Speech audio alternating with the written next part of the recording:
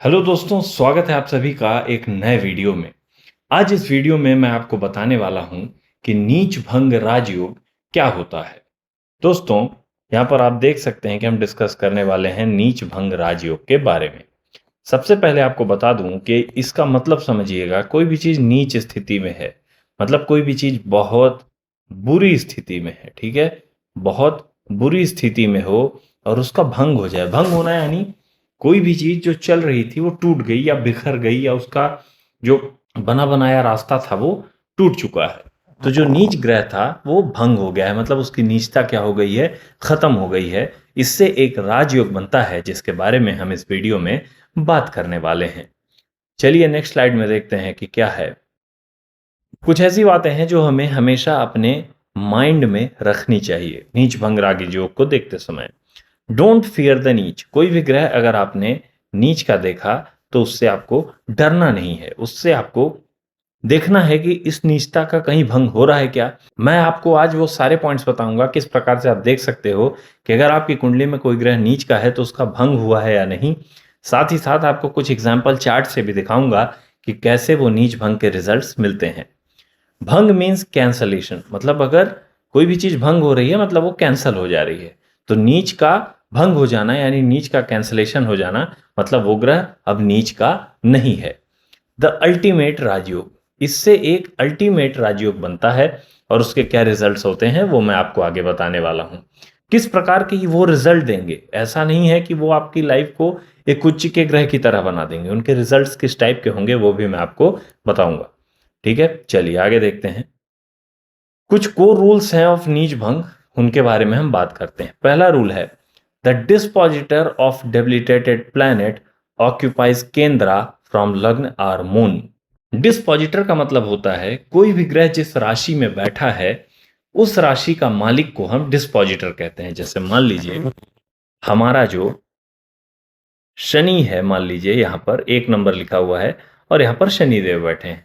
तो ये शनि का डिस्पोजिटर कौन होगा? शनि का डिस्पोजिटर 1 नंबर का मालिक, और 1 नंबर का मालिक कौन होता है? मंगल। तो शनि का डिस्पोजिटर है मंगल। तो अगर डिस्पोजिटर ऑफ डेबिलिटेटेड प्लैनेट, कोई भी ग्रह अगर नीच का है, जैसे शनि यहाँ पर 1 नंबर की राशि में नीच के हो जाते हैं, तो अगर शनि नीच के हैं तो उनका जो डिस्पोजिटर है यानी कि मंगल ऑक्यूपाइज केंद्रा फ्रॉम लग्न आर मून चार्ट। अब आप लग्न कुंडली में देखोगे कि क्या जो जिस राशि में ग्रह हमारा नीच का है उस राशि का मालिक, मतलब उस घर का जो मालिक है वो क्या केंद्र में यानी कि इन चारों घरों में बैठा है क्या? लग्न कुंडली से भी और चंद्र कुंडली से भी। अगर इन चारों में से किसी एक घर में, इस उदाहरण से अगर ले लें, मंगल अगर यहाँ पर यहाँ पर यहाँ पर या फिर 7th हाउस में कहीं पर भी बैठा होगा तो ये शनि का नीच भंग कहलाएगा और इसी से बनता है हमारा नीच भंग राजयोग। पहला एग्जाम्पल आप समझ गए। चलिए अगली स्लाइड में देखते हैं कि दूसरा किस तरीके से नीच भंग होता है। दूसरा नीच भंग होता है, the lord of the sign where the debilitated planet gets exalted is placed in केंद्रा।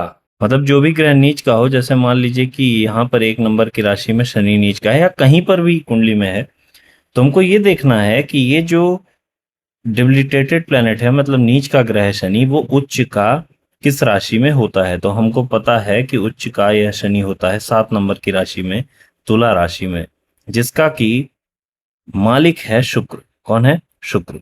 ये शुक्र प्लेस्ड हो केंद्र में, मतलब कहीं ना कहीं 1, 4, 7 और 10 नंबर की घर में अगर ये शुक्र बैठ जाए तो इस शनि का नीच भंग हो जाता है। इस कुंडली में देखेंगे तो केंद्र भाव ये पहला, चौथा, 7वां और 10वां, ये चारों केंद्र भाव हैं। यहाँ कहीं पर अगर आपको शुक्र दिख जाएगा तो आप समझ जाएंगे कि ये जो शनि का नीच भंग है यहाँ पर शुक्र कर रहा है। ठीक है, तो सिंपल सा नियम है, कोई बहुत ज्यादा कठिन नहीं है। चलिए नेक्स्ट रूल देखते हैं। तीसरा पॉइंट देखते हैं, sign dispositor of debilitated planet and sign dispositor of planets exaltation sign are in mutual kendra. देखिए पॉइंट सुनने में कठिन लग रहा होगा, मैं आपको इतने सिंपल तरीके से समझाता हूं। शनि वाला एग्जाम्पल हमने लिया था तो शनि वाले एग्जाम्पल से ही बात करते हैं। शनि देव नीच के होते हैं किस राशि में? 1 नंबर की राशि में, ठीक है। और शनि देव उच्च के होते हैं किस राशि में? 7 नंबर राशि में, जिसका इधर इसका मालिक है मंगल और इधर इसका मालिक है शुक्र। इसमें यही लिखा है कि जो ग्रह जिस राशि में नीच का है उसका मालिक, और वही ग्रह जिस राशि में उच्च का होता है उसका मालिक अगर आपस से केंद्र में बैठ जाएं। केंद्र क्या होता है? 1, 4, 7, 10। मतलब मंगल जहां भी बैठेगा उससे शुक्र अगर पहले घर में, चौथे घर में, सातवें घर में या 10वें घर में बैठ जाए तो भी ये नीच भंग राजयोग बनता है। जैसे मान लीजिए मंगल अगर पहले घर में बैठे हैं तो या तो शुक्र इनके साथ ही बैठ जाए, या फिर चौथे घर में, सातवें घर में या 10वें घर में कहीं पर भी बैठ जाए, तो ये क्या बनता है? नीच भंग राजयोग बनता है। दूसरे तरह से इसको समझाता हूं, आपको केंद्र नहीं समझ में आया हो। अब आप कहेंगे कि अगर मंगल यहां बैठा हो फिर कोई दिक्कत नहीं है, हमको 1, 4, 7, 10 बस यही 4 घर हमको गिनने हैं। यहां से गिनेंगे दूसरा, पहला उसी को गिनेंगे, पहला, दूसरा, तीसरा, ये चौथा घर हो गया। यहां पर अगर शुक्र बैठ जाए, पांचवा, छठवां, सातवां यहां पर बैठ जाए, या फिर यहां पर शुक्र बैठ जाए, तो ये क्या बनेगा? नीच भंग राजयोग। ठीक है, बहुत ज्यादा डिफिकल्ट नहीं है। वीडियो को रिवाइंड करके थोड़ा थोड़ा करके देखोगे समझ में आएगा। वो अब थोड़ा तो डिफिकल्ट टॉपिक है, क्योंकि अगर आप नए हो तो आपको ज्यादा डिफिकल्ट लग रहा होगा, अगर आप पुराने हो तो आप ये चीजें समझ रहे होंगे कि मैं क्या बात कर रहा हूं। ठीक है, चलिए next point. Planet in debilitation is expected by its sign dispositor. बहुत सिंपल, शनि का एग्जांपल लेते हैं। शनि 1 नंबर की राशि में नीच का होता है। मान लीजिए यहां पर 1 नंबर की राशि पड़ी और शनिदेव यहां पर बैठे हैं, तो इनका जो मालिक है, 1 नंबर का मालिक है मंगल। मंगल अगर इनको कहीं से भी देख दे तो ये नीच भंग राजयोग बनता है। अगर मंगल यहां पर बैठेगा तो अपनी 7वीं दृष्टि से इनको देखेगा, यहां पर बैठेगा तो अपनी 4थी दृष्टि से इनको देखेगा, ये बनता है नीच भंग राजयोग। कोई भी ग्रह अपने घर को देखेगा, क्योंकि यहाँ का मालिक 1 नंबर है। अगर मंगल खुद अपने घर को देख रहा है तो वो उसको और मजबूत करना चाहेगा, इस चक्कर में वो उस घर की हानि नहीं करने देता, इसलिए ये भी क्या बन जाता है? नीच भंग राज योग। चलिए नेक्स्ट पॉइंट्स देखते हैं। कुछ मैंने और एडिशनल रूल लगा रखे हैं, आप उनको भी थोड़ा ध्यान दीजिएगा, क्योंकि देखिए अगर आपके कुंडली में चारों तरीके से किसी ग्रह का नीच भंग योग है, मतलब आपके कुंडली में उसका बहुत तगड़ा इंपैक्ट मिलेगा।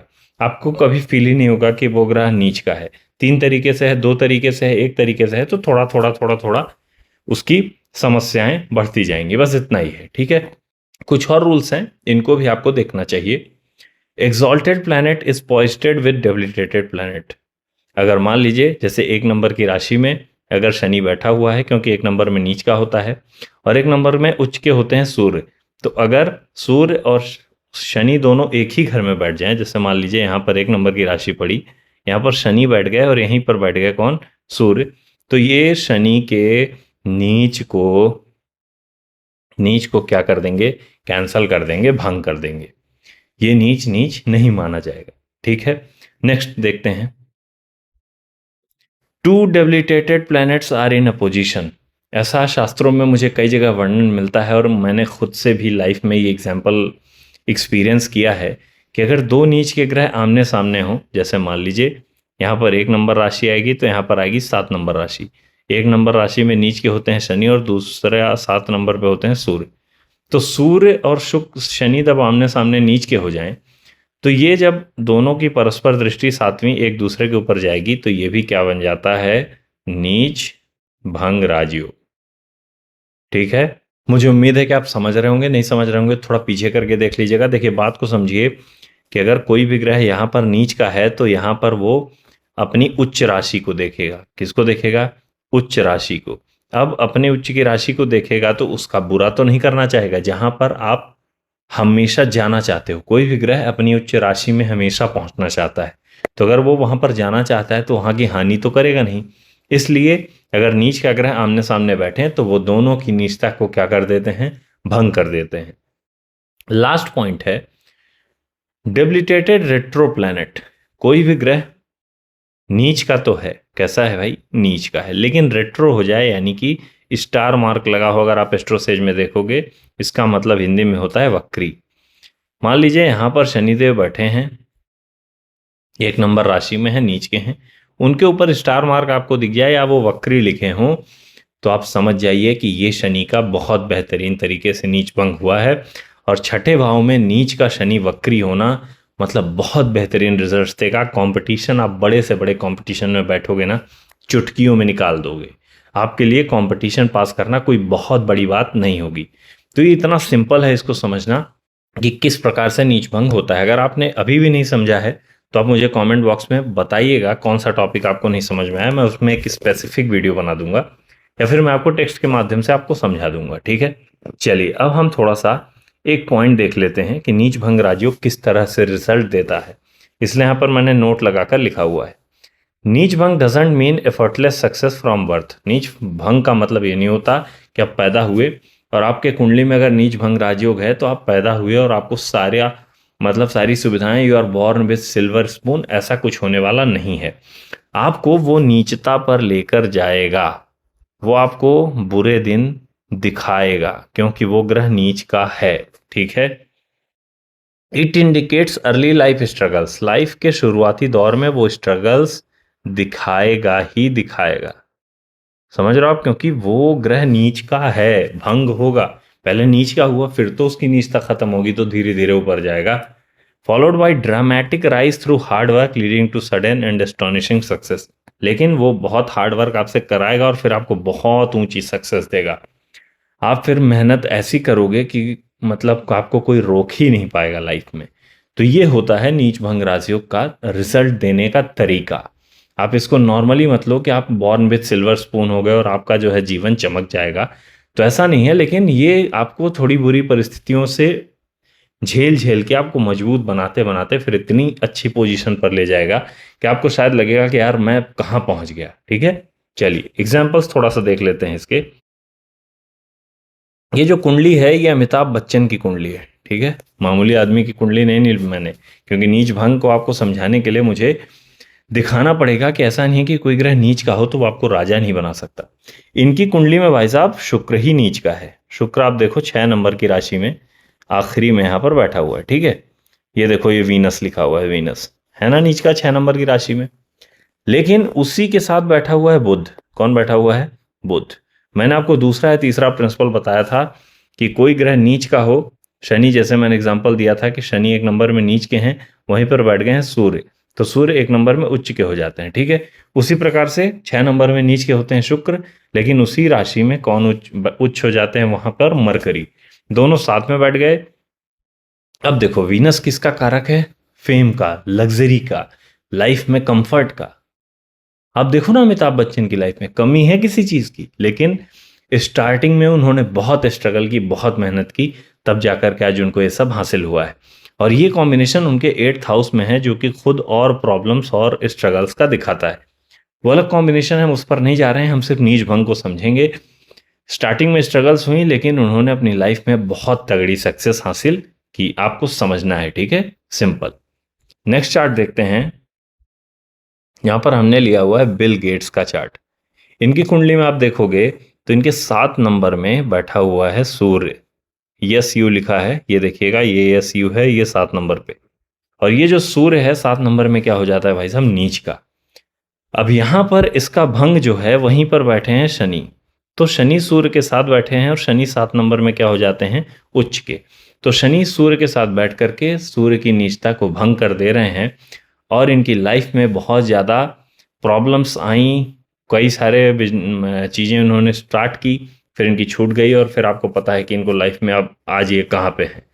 तो ऐसे करके आप देख सकते हो कि अगर नीच भंग आपकी कुंडली में है तो आप डायरेक्टली उससे डरो मत, उसको देखो क्या उसका नीच भंग हुआ है या नहीं, किस प्रकार से हो रहा है, कितने प्रकार से हो रहा है, फिर से आपको समझ में आएगा कि आपको कितनी मेहनत करने के बाद उसका नीच भंग हो जाएगा। ठीक है, बाकी अगर आपको मुझसे अपनी पर्सनलाइज्ड कुंडली दिखवानी है तो स्क्रीन पर एक व्हाट्सएप नंबर दिख रहा होगा, आप उस पर कांटेक्ट करके दिखवा सकते हैं। धन्यवाद।